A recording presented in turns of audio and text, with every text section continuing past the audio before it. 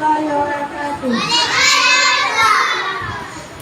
এক নম্বর হাদিস শরীফ, আখরিজ দীনাকা ইয়াকফিকাল আমালুল কলিল।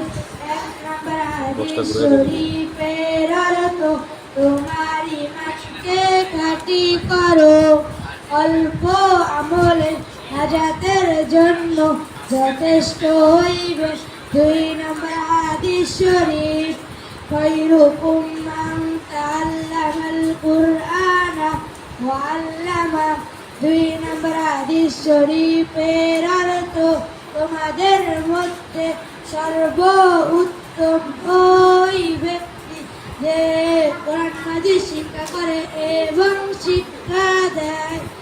তিন নম্বর হাদিস শরীফ, তালাবুল ইলমি ফরিদাতুন আলা কুল্লি মুসলিম।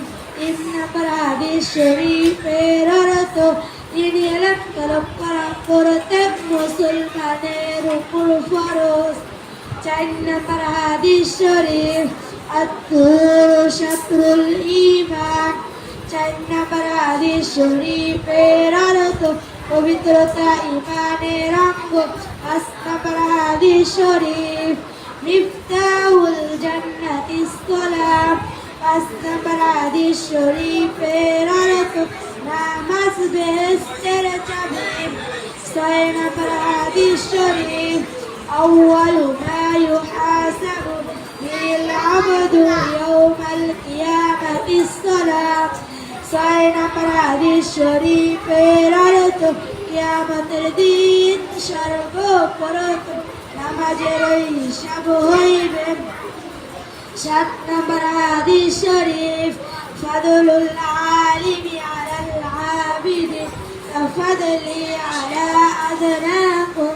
সাত নম্বর হাদিস শরীফের অর্থ, তোমাদের মধ্যে সর্বাপেক্ষা ছোট ব্যক্তি হইতে আমার মতবা যত বড়।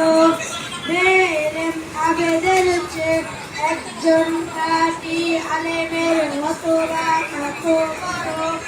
আট নম্বর হাদিস শরীফ, আট নম্বর হাদিস শরীফের অর্থ, দুআই ইবাদত। নয় নম্বর হাদিস শরীফ, মান লাম ইয়াসআলিল্লাহ ইয়াগদাবু আলাইহি।